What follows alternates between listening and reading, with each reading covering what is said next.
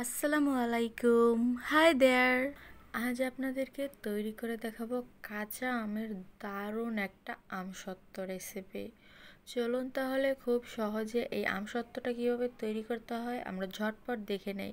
তার আগে যারা চ্যানেলে নতুন এসেছেন প্লিজ সাবস্ক্রাইব করে দেবেন, আর যারা করেছেন তাদের অসংখ্য ধন্যবাদ। এখানে আমি আধা কেজি আম নিয়েছি, একটু হালকা হলদে ভাব আলা টক মিষ্টি আমটা আমি নিয়েছি। এবার এটাকে সেদ্ধ করার জন্য হাফ কাপ পানি দিয়ে দিলাম। ভিউয়ার্স, আমার আমটা মিডিয়াম আছে, আমি ভালো করে সেদ্ধ করে নিয়েছি। এখন এটাকে স্ট্রেইন করে নিতে হবে। আমটা সিদ্ধ হওয়ার পর কিন্তু একদম গলে গিয়েছে, কিন্তু যাতে কোনো আঁশ না থাকে এর জন্য আমি একটা স্ট্রেইনার দিয়ে এটাকে আস্তে স্ট্রেইন করে নেব। সো পাল্পটা ভালো করে স্ট্রেইন করে নিয়েছি আমি। এরপর একটা ফ্রাই প্যানে দিয়ে দিলাম। এখন চুলাটা অন করে দিয়েছি। প্রথমেই এতে অ্যাড করে নিব চায়ের কাপের 1 কাপ চিনি, তবে মিষ্টির স্বাদ আপনারা নিজেদের ইচ্ছে অনুযায়ী দিতে পারেন। দিয়ে দিচ্ছি হাফ চামচ লবণ, আর দিয়ে দিব পাঁচফোড়নের গুঁড়া 1 চামচ, আরও অ্যাড করছি বিট লবণ 1 চামচ। মিডিয়াম আছে এটা একদম ঘন হয়ে যাওয়া পর্যন্ত জাল দিয়ে নিতে হবে। যেহেতু ভিডিওতে দেখানো লাগবে এর জন্য আমি এতে 1 ফোঁটা সবুজ ফুড কালার অ্যাড করে নিলাম।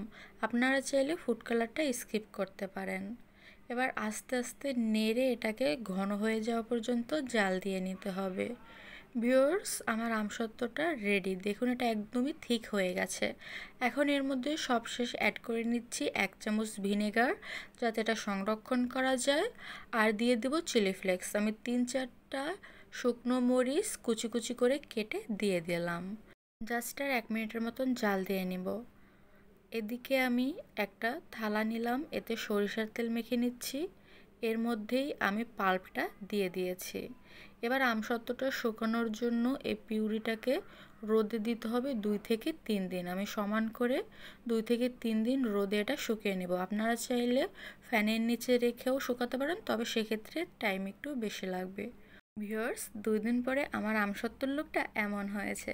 দেখুন একদম মিররের মতন লাগছে দেখতে, তাই না?